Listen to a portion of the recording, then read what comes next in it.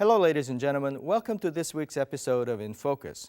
Fostering the growth of its youth is one of the most crucial tasks facing a nation, and Korea's fervor for education has been unparalleled for the most part. However, its universities have not fared well in the Times World University rankings, falling behind especially in the globalization scale. Join our experts as they discuss efforts to globalize Korean education after the newsreel. According to the International Institute of Management Development's World Competitiveness Yearbook 2010, Korea's overall competitiveness was ranked 23rd out of 58 countries, but its competitiveness in education remained in 35th place. The lack of globalization remained the cause of this poor showing in education. Over the past decade, Korean universities have adopted globalization as their chief task, conducting more courses in English and recruiting foreign faculty. As a result, the number of foreign students studying in Korea has increased from just 4,000 to about 60,000 in the past 10 years. However, the number of Korean students heading overseas also rose, with the number of Korean students in the United States reaching 75,000 this year. With Korean society facing the danger of a brain drain, the Songdo Global University campus opened its doors this year with 11 renowned foreign universities on board to provide a global learning environment in Korea.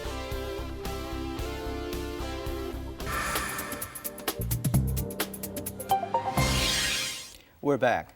We discussed an important task of educating our youth for this globalization era. And we are all professors, so it's a very relevant topic for us. We have two expert guests here in the studio. Joining on my right is Professor George Smoot, Acting Director of the Berkeley Korea Research Institute. It's a pleasure to have you here. Thank you. 감사합니다. Thank you. And also, we have Professor Seo Eui-ho. He's the chair of the Globalization Committee at Postech. Welcome to the program. My pleasure. Okay.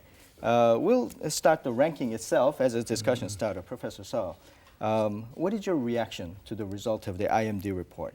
Well, the IMD reports that I think our education competitiveness is 35th in this year, which is not surprising to me because that we have been very low in competitiveness of education the last several years, and that it's lower than our competitiveness in economy and also in technology and other criteria.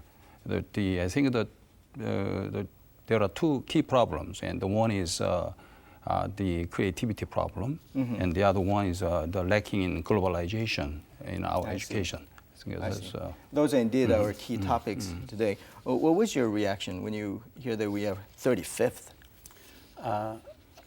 I'm disappointed, obviously, because I'm now vested in Korea as one of the areas that I think has great opportunities to be leading the new world. And I've been very impressed that Korea went from being poorer than many African countries to now I am helping one of the people that used to work with me last year start a foundation for education in Kenya. Right? So gone from being poorer than Africa to being contributing to Africa, but also to be in the G20, right? So being from a very poor country to being in the G20, and this year the head of the G20, that's very impressive. It shows what a country can do when it puts its efforts and so forth behind. And so part of the reason you're not completely surprised is there was so much focus after the Korean War to build the economy and to build things that are immediate, that the development of a long-range policy for education and for scientific research and for creative development of new products, that was put on the back burner compared to delivering products now. And so it's time that Korea is beginning to face that issue and start to build for the fact that it's now moved out of the developing country into the more developed country phase, but still has a way to go before it's at the level. And it's facing severe competition on all sides. And so it has to have a very careful plan and very careful work development to make sure that it keeps a leadership role and keeps developing well given the competition around it. One of the disparities people point out in this aspect is that our primary education has always been highly ranked. But when you get to the tertiary education, university educations, we're falling behind, as we have discussed. Well, why do you think is the case? Well, that's a good point. That I think if you look at the result of our teenagers, in science and engineering, science, mathematics, like that, they are doing very well in international competition. I mean, but if you go to tertiary education, like college education, the ranking is pretty low. So as I pointed out earlier, that the globalization and the creativity problem, that because that the college entrance exam is so tough here in Korea. So high school and junior high school students work, study hard, like 10 hours more than, people say that you have to sleep 5 hours only to get into the good college. I mean, that kind of situation makes students have a really memorization oriented and also a lot of cram sessions here in high school and junior high schools. So that really damage the creativity of the Korean young people. So in college, when I teach my students that they are not really creative enough to really apply the theory into reality. So that in college you have to learn certain domain, and then you have to apply that domain into reality. But I think it needs a lot of creativity there. I see. I think the part of the discussion is it's our fault because being professors, the way we teach would be one of the things that we should be looking at. I would add to Professor Soma's side, I see the evidence that there's very hard push and pressure on and by the students until they get to college, but it is very focused on doing well on the exams and getting into college. And you can understand that's something that was from a time when getting into college guaranteed you'd get a good job and so forth. But as hard as the entrance exams are, 85% of the high school students are going to college. So going to college doesn't guarantee you'll get a great job, because 85% of the people are going to college. You actually have to learn skills and so forth. And this is an experience I saw with some Korean students at a university that I'm not at right now, where I saw the students who were coming in sort of relaxing and having a nice time, but as they got closer to graduation, they started buckling down to study again because they realized they had to get a job. And that's a change that the parents and the people have to realize, that just getting to college doesn't guarantee you have a good life after that. What it gives you is the passport to learn and to develop that. And I also agree with Professor Su that there is not enough emphasis on creativity, that is, learning to think and learning how to learn rather than just memorize. And as the world is going to change faster and faster, learning how to learn what new things are there is going to become more and more important. You just don't learn a set of knowledge and it's good for the rest of your life. You're going to have to keep learning things. I'm curious, because you have a good vantage point of comparing the foreign students and Korean students, how do you rate the global competitiveness of Korean students, especially college students? Korean student, the academic potential of college students is very high. I think that the top student quality probably comparable with the top student of top universities in USA, such as MIT and Harvard. But if you look at their actual performance, and I think as I pointed out, that the ability of applying that theory into reality is pretty low because of lack of flexibility of Korean students. So that's due to the lack of creativity in high school and junior high school education because of the high pressure of getting into the college. I mean, so 85% of high school students get into the college. However, going into the top universities in Korea is very tough. And that's why that students really study hard, so a lot of memorization and cram sessions like that. So that, in my judgment, that the academic potential of Korean students is pretty high in college, but the actual performance is low. Because because of their poor creativity. And also maybe they're not very active in discussion, express their opinions and their ideas like that, because they have kept silence in high school and junior high school. With a deference to this, the teachers, I guess, But has it been your experience? How would you rate the performance and especially the cultural aspect of student life in Korea? Okay, so it's interesting. I'm teaching at Ewha Women's University right now, and I'm also teaching almost the same course, a very similar course at the University of Paris this year. And the contrast is quite noticeable. Well, first of all, at Ewha Women's University, it's very unusual when you come into a class and it's 90% women, right? So I have one male student and all the rest female students in this particular class. And whereas in France, it's roughly equal. And in France, in order to get into the college, you must pass a very strict mathematics one. So they have a great emphasis on learning math in their lower schools.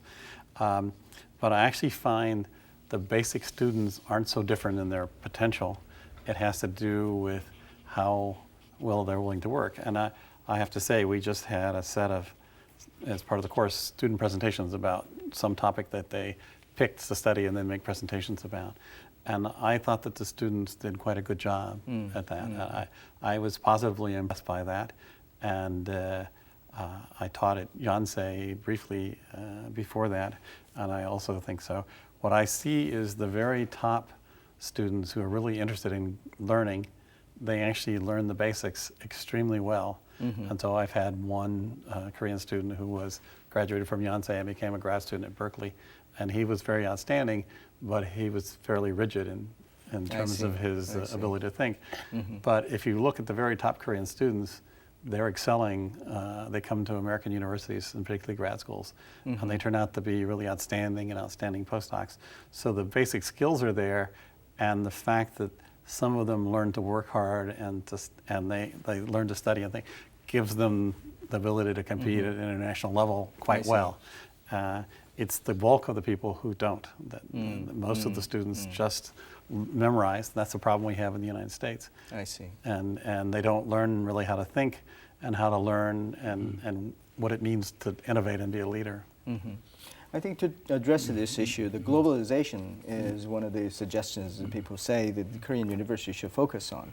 How would it help to improve this situation? Well, I think I can take an example from my own experience at the Pohang University of Science Technology postdoc, and we have implemented the globalization plan for 3-year plan, and then bilingual campus, and then lectures and seminars and meetings done in English, and so that we can attract more foreign faculty members and foreign students. I think throughout Korea, I think many universities are implementing the globalization plan. So I think this is a good trend. I mean, so through the globalization, not only we attract the foreign faculty and students, but also we can train our university students in global setting, so that they can be more global-minded. I mean, so when you use English in the classroom, the people think that probably students even keep more silent. That actually is not true. If their English is okay, then English speaking makes people in the English environment, Western environment, where that the people, express their ideas, opinions freely. So providing that the English is not a problem, then I think English speaking environment makes people more express their ideas and opinions freely. So that's, I think, good implementation in our universities. I see. Okay. Students are reluctant to talk in English because they're afraid of it. But because in my class, I make them do at least one of their presentations in English, so that I can understand it and grade it. Myself, I have a teaching assistant who can understand the Korean, and I don't understand the Korean so well.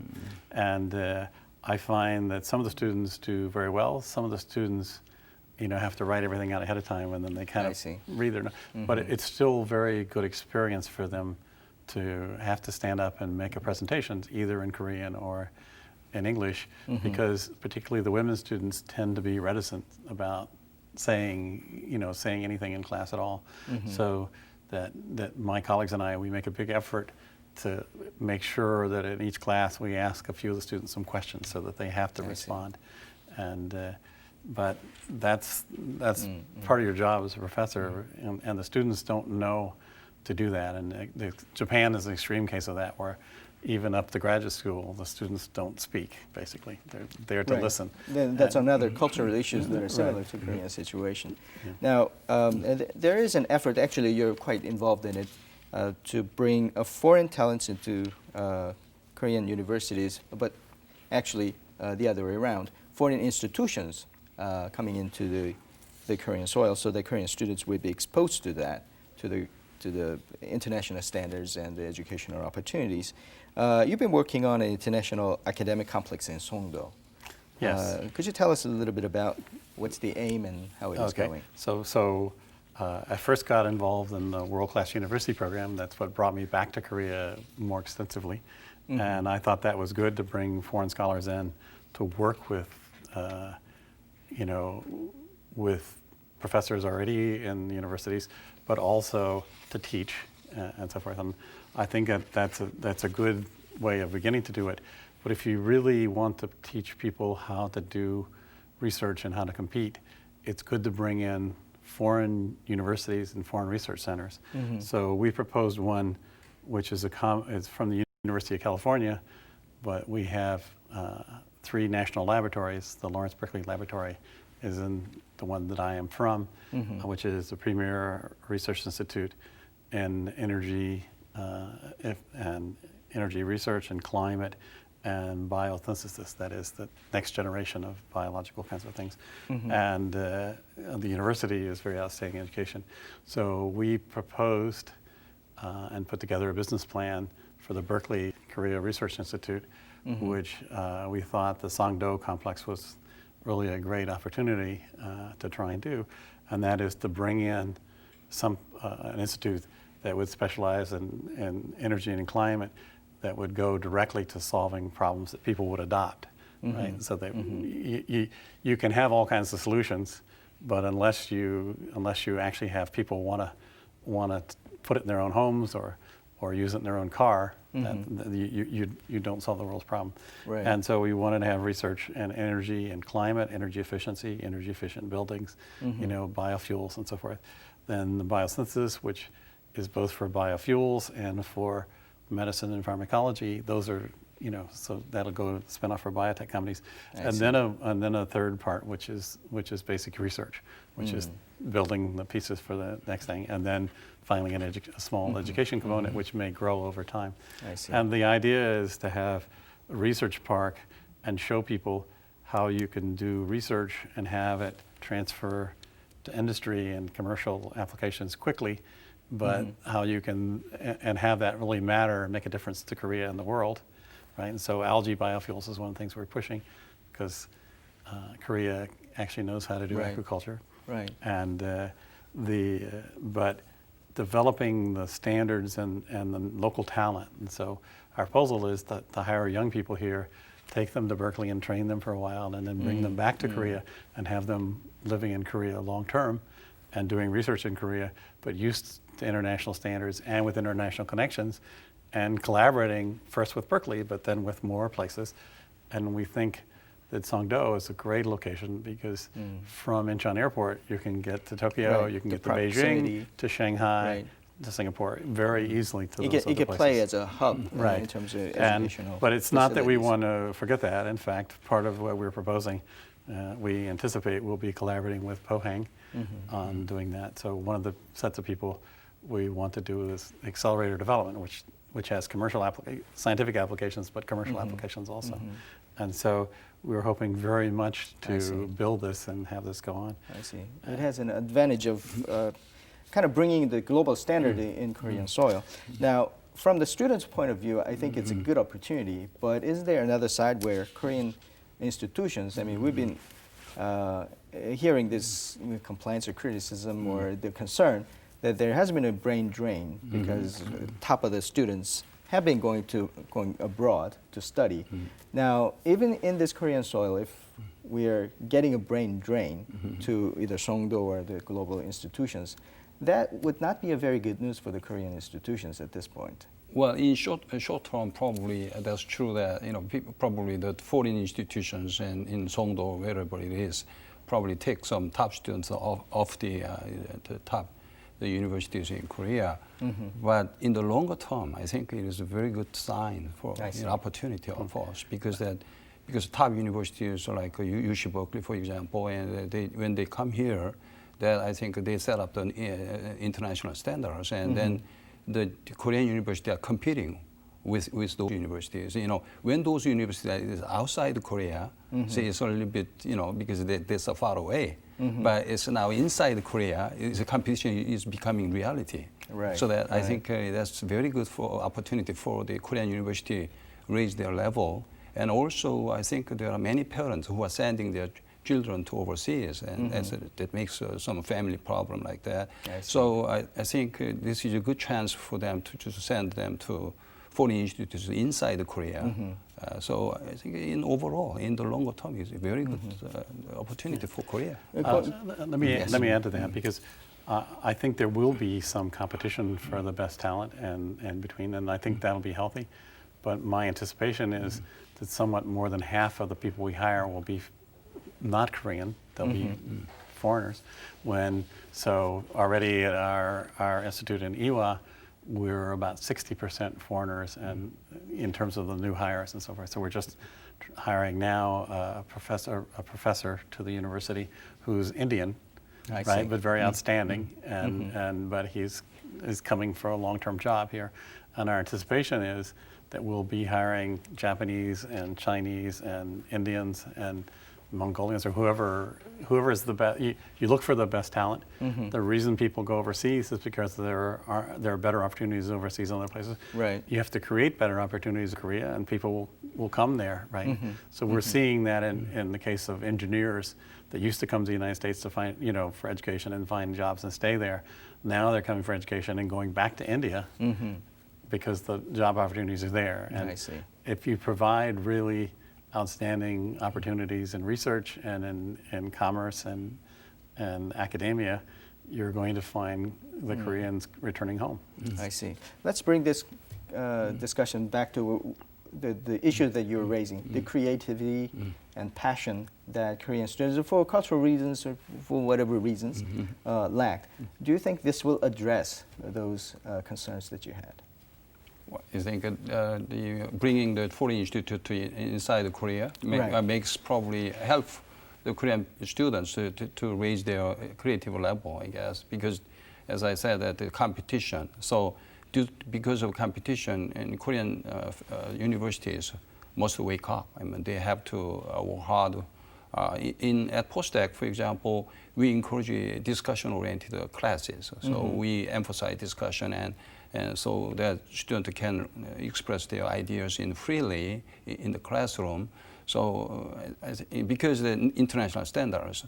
So when international standards are near us, I mean, inside Korea, we have to really work hard to, raise our level to the international standards, so that will make Korean students cultivate their creativity, I guess. So in the overall situation is going to be very good for creativity raise. I mean, we're almost out of time, but the last question I would have is that what would be the attraction of Korea for foreign students and faculties come here to do the research and teaching?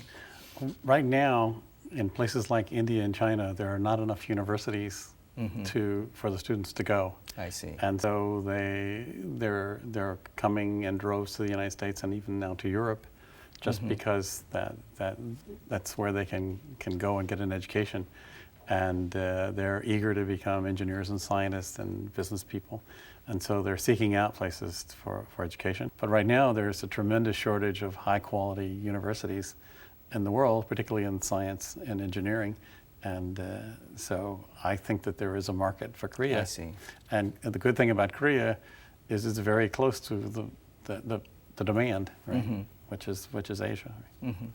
We started this discussion about concerns about Korean students falling behind, but it seems like bringing the global standard and getting up to it by using sort of a market competition principles, it could actually provide our venues educational opportunities for not only Koreans, but for the students in the region who needs it and wants it.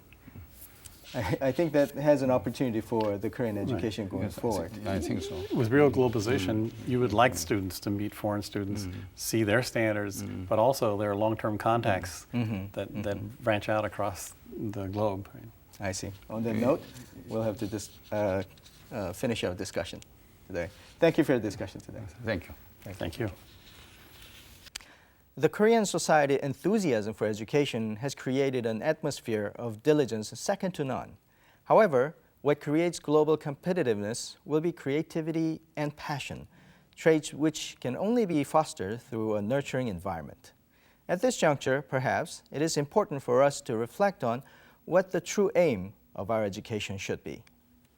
On a personal note, this has been my final episode as a moderator of the InFocus. It has been an honor to host this program, and I take with me many pleasant memories. I hope you have enjoyed the show as much as I have enjoyed being part of it. For one last time, this has been Song Se-ryun for InFocus. Thank you for watching the program.